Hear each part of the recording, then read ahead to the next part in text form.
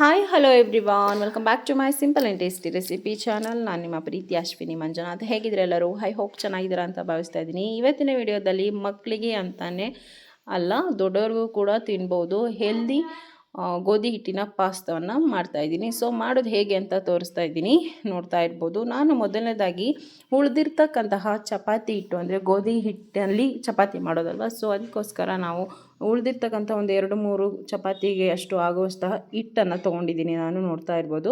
ತೊಗೊಂಡು ಆಲ್ರೆಡಿ ನಾನಿಲ್ಲಿ ಚಿಕ್ಕ ಚಿಕ್ಕದಾಗಿ ಉಂಡೆಗಳನ್ನು ಮಾಡಿಕೊಂಡು ಪ್ಲೇಟ್ಗೆ ಹಾಕ್ಕೊಂಡಿದ್ದೀನಿ.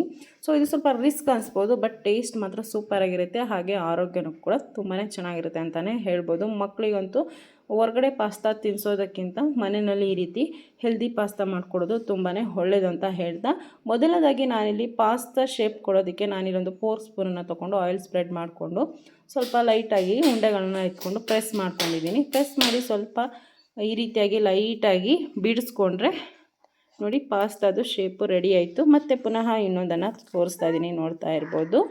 ಈ ರೀತಿಯಾಗಿ ಪ್ರೆಸ್ ಮಾಡಿಕೊಂಡು ಹಾಗೆ ಸ್ವಲ್ಪ ಲೈಟಾಗಿ ಬಿಡಿಸ್ಕೊಂಡು ನಾವು ಈ ರೀತಿಯಾಗಿ ಉಳಿಸ್ಕೊಂಡ್ರೆ, ಅಂದರೆ ಬಿಡಿಸ್ಕೊಂಡ್ರೆ ಶೇಪು ತುಂಬಾ ಚೆನ್ನಾಗಿ ರೆಡಿ ಆಗುತ್ತೆ.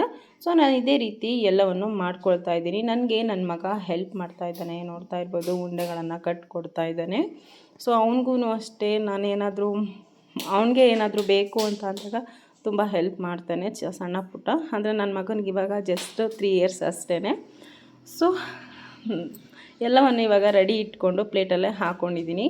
ಯಾವುದೇ ಕಾರಣಕ್ಕೂ ನೀವು ಅಂದರೆ ಒಂದಕ್ಕೊಂದು ಅಂಟ್ಕೊಬೇಕು ಆ ರೀತಿ ಇಡಬೇಡಿ. ಸ್ವಲ್ಪ ಬಿಡಿ ಬಿಡಿಯಾಗಿ ನಾನು ಇವಾಗ ಇಟ್ಕೊಂಡಿದ್ದೀನಲ್ಲ, ಈ ಥರ ಪ್ಲೇಟ್ಗೆ ಬಿಡಿ ಬಿಡಿಯಾಗಿ ಹಾಕ್ಕೊಳ್ಳಿ. ಅದು ಪ್ಲೇಟು ಸ್ವಲ್ಪ ಚಿಕ್ಕದು ಅನಿಸ್ತು, ಅದಕ್ಕೆ ನಾನು ಬೇರೆ ಪ್ಲೇಟ್ಗೆ ಸರ್ವ್ ಮಾಡಿಕೊಂಡೆ. ನೆಕ್ಸ್ಟು ನಾನಿಲ್ಲಿ ರೋಸ್ಟೆಡ್ ಪಾಸ್ತಾ ಮಾಡ್ತಾ ಇರೋದ್ರಿಂದ ನಾನು ಸ್ವಲ್ಪ ತವಾಗೆ ಎಣ್ಣೆ ಹಚ್ಚಿ ಪಾಸ್ತಾಗಳನ್ನು ಒಂದೊಂದೇ ನಾನು ಬಿಡಿ ಬಿಡಿಯಾಗಿ ಹಾಕ್ಕೊಳ್ತಾ ಇದ್ದೀನಿ. ಹಾಕ್ಕೊಂಡು ಒಂದು ಸ್ವಲ್ಪನೇ ಸ್ಪ್ರೆಡ್ ಮಾಡ್ಕೊಳ್ಳಿ. ಆಯಿಲನ್ನು ಮೇಲೆ ಸ್ಪ್ರೆಡ್ ಮಾಡಿ ಈ ರೀತಿಯಾಗಿ ಸ್ವಲ್ಪ ಅರ್ಧ ನಿಮಿಷ ಒಂದು ಸೈಡ್ ಬೇಯಿಸ್ಕೊಳ್ಳಿ. ಇನ್ನು ಅರ್ಧ ನಿಮಿಷ ಮತ್ತೆ ಮಿಕ್ಸ್ ಮಾಡ್ಕೊಂಡು ಒಂದು 2-3 ನಿಮಿಷ ನೀವು ಲೋ ಫ್ಲೇಮಲ್ಲಿ ಫ್ರೈ ಮಾಡ್ಕೊಬೇಕಾಗುತ್ತೆ ಈ ಪಾಸ್ತಾಗಳನ್ನು. ಏಕೆ ಅಂದರೆ ಒಳಗಡೆ ಹಿಟ್ಟು ಬೇಯೋದಿಲ್ಲ, ಮೇಲ್ಗಡೆ ಸೀದೋಗ್ಬಿಡುತ್ತೆ. ಅದಕ್ಕೋಸ್ಕರ ಲೋ ಫ್ಲೇಮಲ್ಲಿ ಮಾಡೋದ್ರಿಂದ ಒಳಗಡೆನೂ ಕೂಡ ಬೆಂದಿರುತ್ತೆ, ಮೇಲ್ಗಡೆನೂ ಕೂಡ ಕ್ರಿಸ್ಪಿಯಾಗಿರುತ್ತೆ. ತಿನ್ನಲಿಕ್ಕೂ ಅಷ್ಟೇ ತುಂಬ ರುಚಿಯಾಗಿರುತ್ತೆ. ಇದೊಂಥರ ಡಿಫ್ರೆಂಟ್ ಆಗಿರುತ್ತೆ ಅಂತಲೇ ಹೇಳ್ಬೋದು. ನನ್ನ ಮಗ ಸುಮಾರನ್ನ ಹೀಗೇ ತಿಂದ್ಕೊಂಡ್ಬಿಟ್ಟ. ಸೊ ಅವ್ನಿಗೆ ತುಂಬಾ ಇಷ್ಟ ನಾನೇನಾದರೂ ಮಾಡಿದ್ರೆ, ಅದಕ್ಕೋಸ್ಕರ.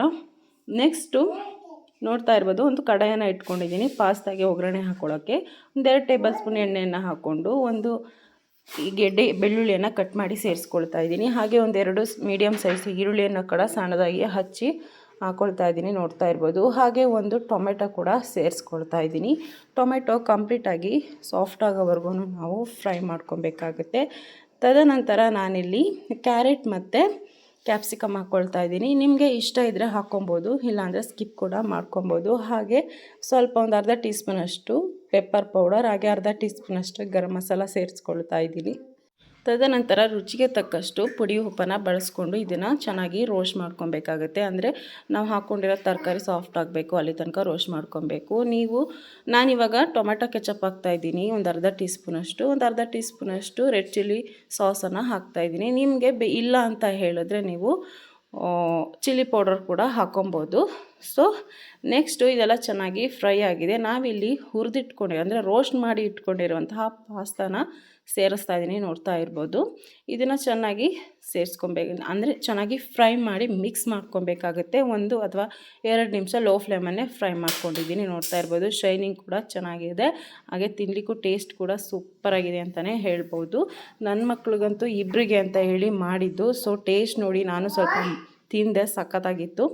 ಹಾಗೆ ಕೊನೆದಾಗಿ ಸ್ವಲ್ಪ ಕೊತ್ತಂಬರಿ ಸೊಪ್ಪನ್ನು ಹಾಕಿ ಪ್ಲೇಟ್ಗೆ ಸರ್ವ್ ಮಾಡ್ತಾಯಿದ್ದೀನಿ. ನಿಮಗೆ ಹೊರಗಡೆ ಹೆಂಗೆ ಇರುತ್ತೆ ಟೇಸ್ಟು, ಸೇಮ್ ಮನೇಲೂ ಹಾಗೇ ಇರುತ್ತೆ. ಸೊ ಡಿಫ್ರೆಂಟ್ ಏನಪ್ಪ ಅಂದರೆ, ನಾನು ಮಾಡ್ತಾ ಇರೋದು ಗೋಧಿ ಹಿಟ್ಟಿನಲ್ಲಿ ಹೆಲ್ದಿ, ಅಂದರೆ ಮಕ್ಕಳಿಗೆ ಆರೋಗ್ಯ ಚೆನ್ನಾಗಿರಲಿ ಅನ್ನೋ ದೃಷ್ಟಿನಲ್ಲಿ ನಾನು ಮಾಡ್ತಾ ಇರುವಂತಹ ಪಾಸ್ತಾ. ಹೊರಗಡೆ ಆದರೆ ಮೈದಾದಿಂದ ಮಾಡಿರ್ತಾರೆ, ಸೊ ಅದಕ್ಕೋಸ್ಕರ ಆರೋಗ್ಯ ಅಷ್ಟು ಚೆನ್ನಾಗಿರೋದಿಲ್ಲ ಅಂತ ಹೇಳ್ತಾ, ಈ ಒಂದು ವಿಡಿಯೋ ನಿಮಗೆ ಇಷ್ಟ ಆಗಿದೆ ಅಂತ ಭಾವಿಸ್ತೀನಿ. ಮನೆಯಲ್ಲಿ ನೀವು ಒಮ್ಮೆ ಟ್ರೈ ಮಾಡಿ ಹೇಗಿತ್ತು ಅಂತ ನನ್ನ ಕಮೆಂಟ್ ಬಾಕ್ಸಲ್ಲಿ ತಿಳಿಸಿ ಅಂತ ಹೇಳ್ತಾ, ಈ ಒಂದು ವಿಡಿಯೋದಲ್ಲಿ ಯಾರೆಲ್ಲ ನೋಡ್ತಾ ಇದ್ದೀರಾ ಅವರು ದಯವಿಟ್ಟು ನನ್ನ ಚಾನಲನ್ನು ಸಬ್ಸ್ಕ್ರೈಬ್ ಮಾಡ್ಕೊಳ್ಳಿ. ಹಾಗೆ ಪಕ್ಕದಲ್ಲಿರುವಂಥ ಬೆಲ್ ಐಕಾನ್ ಪ್ರೆಸ್ ಮಾಡಿ, ವಿಡಿಯೋಗೊಂದು ಲೈಕ್ ಕೂಡ ಶೇರ್ ಕೂಡ ಮಾಡಿ ಅಂತ ಹೇಳ್ತಾ, ನೆಕ್ಸ್ಟ್ ವಿಡಿಯೋದಲ್ಲಿ ಸಿಗ್ತೀನಿ. ಅಲ್ಲಿ ತನಕ ಟೇಕ್ ಕೇರ್, ಬಾಯ್ ಬಾಯ್.